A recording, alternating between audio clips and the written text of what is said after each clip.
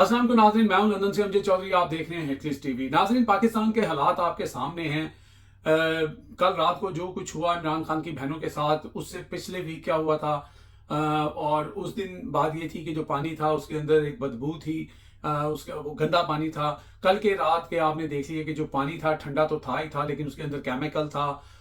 लोगों को उससे कितनी तकलीफ हुई।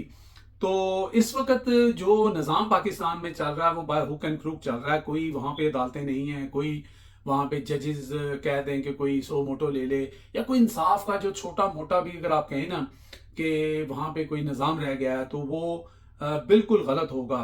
कोई ज़मीर वाले सहाफ़ी नहीं रहे हैं, जो यूट्यूबर्स हैं जो बाहर से बैठ के बात कर रहे हैं हम जैसे, या पाकिस्तान के अंदर चंद लोग हैं वो भी बड़ी नपी तुली बात करते हैं। जो मेन स्ट्रीम मीडिया है उसको साम सूंघ जाता है। वो मरियम नवाज शरीफ का दरवाज़ा नहीं, बल्कि वो कैप्टन सफदर का दरवाज़ा कराची में जब टूटता है, क्योंकि अब तो बात खुल के सामने आ गई है, तो पूरा आसमान जो है वो सर पे उठा लिया जाता है। एक ड्रोन जो है वो जाकर आसफा भुट्टो को छू जाता है, जो कि किसी की एक टेक्निकल गलती थी। उसके ऊपर जनाब बिलावल भुट्टो जिस तरह की जुबान इस्तेमाल करते हैं, तो ये सारी चीज़ें जो हैं वो अब आप ये देख लें कि चूंकि जब आप अपने आइन के साथ, कानून के साथ, जुडिशरी के साथ, आवाम के वोट के साथ जब उसकी आप बेहुरमती करते हैं, जब ज्यादती करते हैं और उसको उसको पसे पर्दा रखते हैं, तो फिर ये ऑब्वियस बातें हैं। क्योंकि अभी वो बनाना रिपब्लिक वाला डायलॉग जो है वो बहुत पुराना हो गया है। अभी पाकिस्तान के अंदर जिसकी लाठी उसकी भैंस, या जंगल का कानून अगर आप कहें तो वही चल रहा है।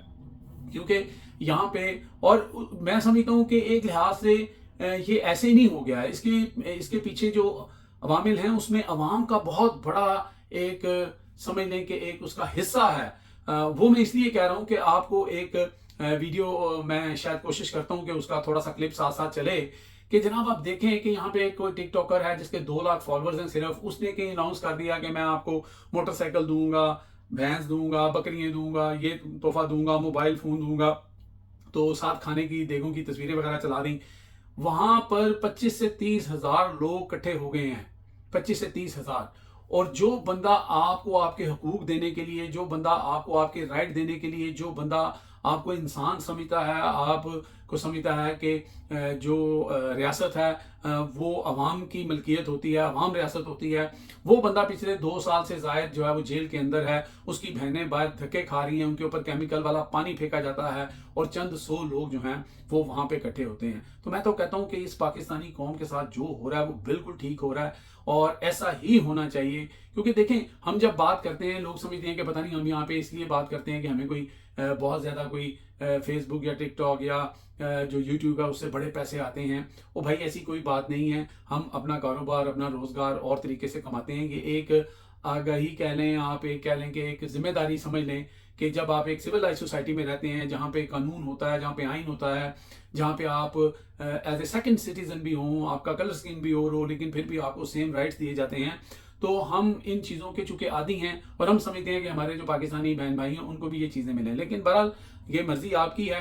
लेकिन फिलहाल ये है कि जनाब टेट फॉर टैट का निज़ाम चल रहा है, और हर जगह के ऊपर एक किस्म का जो है ना वो कब्जा हो चुका है। अच्छा, ये सिर्फ वो कहते हैं ना कि आंधी चलेगी तो दिए सबके बुझेंगे। ये बारी अब पीपल्स पार्टी, बल्कि उससे पहले नून लीग की भी आने वाली है। कल भी मैंने वीलॉग में आपको बताया था कि ये जो अब जो करीबी हलके हैं, जिन्हें हम टाउट्स भी कहते हैं, उनकी जुबान से जब किसी गवर्नमेंट के खिलाफ प्रोपेगेंडा या हक बात होनी शुरू हो जाए, या इतराजात शुरू हो जाए, मैं इसको प्रोपेगेंडा तो नहीं कहूंगा क्योंकि बात तो सच है, लेकिन बात है रुसवाई की, तो वो जब आना शुरू हो जाए सामने, तो इसका मतलब है कि दाल में कुछ ना कुछ काला। तो मोहम्मद मालिक साहब ने जो है वो भी खोल के कड़ियां रख दी हैं, और उन्होंने भी कहा कि वहां पे क्या फैसले होंगे। एक जुमला उनका जो है मुझे तो समझ नहीं आई, उन्होंने कहा कि security first, security come first. Security बहुत जरूरी है, लेकिन हम शुरू से एक ही बात सुनते आ रहे थे कि पाकिस्तान कम फर्स्ट। हम आज भी कहते हैं कि पाकिस्तान कम फर्स्ट। वहां पे कोई इमरान खान, कोई नवाज शरीफ, कोई बिलावल भुट्टो, वो हमेशा सेकंड उसके प्लेस पे आएंगे, लेकिन पाकिस्तान हमेशा जो है वो फर्स्ट आएगा। तो फिर हम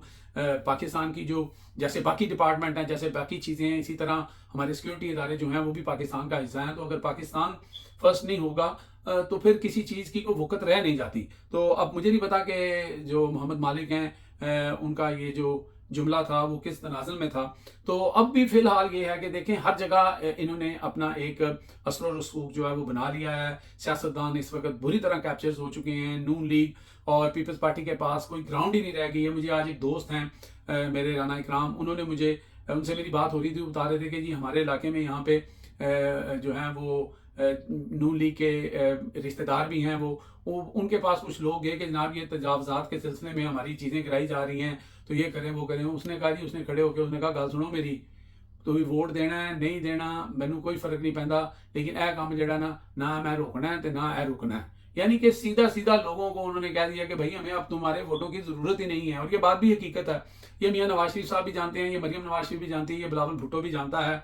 तो इसीलिए अब ये सिर्फ और सिर्फ या तो तस्मों के साथ वो पींगे डाल के जो अपनी वो जो है वो झूल सकते हैं, लेकिन ये पींगे भी कितनी देर बरकरार रहेंगी इसके बारे में भी कुछ नहीं कहा जा सकता, क्योंकि हालात को इतने साजगार नजर नहीं आ रहे हैं। मैंने पहले भी कहा था कि ये एक लाइबिलिटी, एक बोझ, एक बदबूदार लाश बन चुके हैं ये लोग। तो अब जिन्होंने इतनी ताकत हासिल कर ली है, पूरा कानून बदल चुका है, अब वो इनको क्यों कर अपने साथ रखेंगे। और इसी तरह ओवरसीज पाकिस्तानी जो हैं वो अपने ताई कुछ ना कुछ करते रहते हैं। अभी यूके के अंदर आप देखें कि यहाँ पर एक जो है वो कल के दिन में धरना अनाउंस हुआ था, फिर जाने क्या हुआ कि वो धरना जो है वो कैंसिल कर दिया गया। जिन आईएसएफ के साहब ने वो धरना दिया था उन्होंने कहा कि जी मैं इसके बारे में बाद में जाके बताऊंगा कि मुझे कहाँ से प्रेशर था। और इसी तरह जो यहाँ पे पीटीआई की जो चैप्टर्स हैं वो भी जनाब कहीं और से, मुझे इस बात का पता है कि बहुत सारी जगहों से कंट्रोल होते हैं, और नून लीग के लोग भी बीच में उनका भी इन्फ्लुएंस होता है, वो भी अपना वो करते हैं। तो जहां पे आपको कोई पेन देनी हो या जहां पे आप समझते हैं कि प्रोटेस्ट जो है वो इफेक्टिव हो सकता है, वहां से हमेशा इन लोगों को पीछे हटा दिया जाता है। अब ये इनिशिएटिव जो है वो एक्टिविस्ट शान अली जो है उन्होंने लिया है 23 को, जब नेक्स्ट टाइम अलीमा खान और उनकी बहनें जो हैं वो फिर जाएंगी प्रोटेस्ट के लिए, तो इधर ये लोग भी जो है यहाँ पे धरना देंगे। और उसके लिए बहुत सारे जो यूट्यूबर्स हैं वो लोगों को अपील भी कर रहे हैं कि भाई इस धरने में ही आप करें। मैं समझता हूँ कि पूरे यूरोप के अंदर, क्योंकि अमेरिका वगैरह में, कनाडा में जगह दूर दूर हैं, लोग इतने ज़्यादा इकट्ठे नहीं हो सकते, तो यहाँ पे इंग्लैंड में हो गया, फ्रांस में हो गया, ब्रसल में हो गया, स्पेन में हो गया, इटली में हो गया, तो सब लोगों को चाहिए कि वो इसके ऊपर ट्यूसडे को जब ये होता है तो एक रूटीन बना लें, और वहाँ पर जो पाकिस्तानी कौंसलेट है या जो भी ऐसी जगह हैं जहाँ पे प्रोटेस्ट जो है इफेक्टिव हो सकता है, वहाँ जाके उन्हें प्रोटेस्ट करना चाहिए।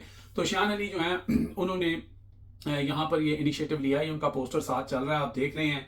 और अब वो लोग जो, क्योंकि हमेशा शान अली, अब मैं यहाँ पे ये बात जरूरी है कि शान अली को हमेशा टारगेट किया जाता है कि जहाँ पे पीटीआई का हिस्सा नहीं है, इन्होंने मेंबरशिप नहीं ले रखी हुई।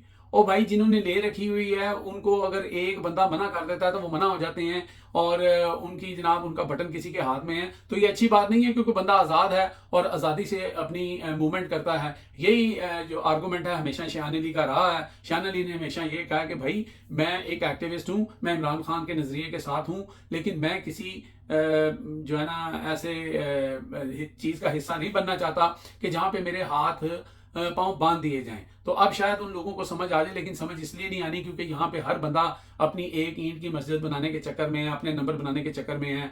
और जैसे पाकिस्तान के अंदर पीटीआई के तकरीबन 60-70% लोग जो हैं वो कॉम्प्रोमाइज़ हो गए हैं, वो सिर्फ अपने जो फ़ायदे हैं, जो उनको मराहत मिल रही हैं, तनख्वाह मिल रही हैं, जो असेंबलियों के अंदर मौजूद हैं, वो उसी को देख रहे हैं। यही हालात यहाँ पर हैं कि यहाँ पर कभी उनको कोई बुला के तो शाबाश दे देता है, या पाकिस्तान चले जाएंगे तो उनको तो ये सारी चीज़ें जो हैं ये हम लोगों को नज़र आ रही हैं। बहरहाल देखते हैं कि शान अली ने जो कॉल दी है उसमें किस तरह का वो धरना होता है। मैं कहता हूँ 10 बंदे भी होंगे, लेकिन एक सिंबॉलिक चीज़ जो है वो तो ज़रूर हो जाएगी वहाँ पर। लेकिन आप एक चीज़ अनाउंस करते हैं और फिर उस चीज़ से पीछे हट जाते हैं, इससे फिर जो है वो लोगों के अंदर भी एक जो है ना वो समझ लें कि मायूसी का एक अंसर आता है। बहरहाल ओवरसीज पाकिस्तानियों को दाद देनी चाहिए कि उनके बच्चे यहाँ पे हैं, उनका सारा कुछ यहाँ पे है, लेकिन वो उनके दिल पाकिस्तानियों के साथ धड़कते हैं, और वो इमरान खान के साथ दर हकीकत नहीं है, वो इमरान खान के नज़रिए के साथ हैं। और इमरान खान का नज़रिया ये है कि जिस तरह यूरोप के अंदर आपको तमाम राइट और हकूक मिलते हैं,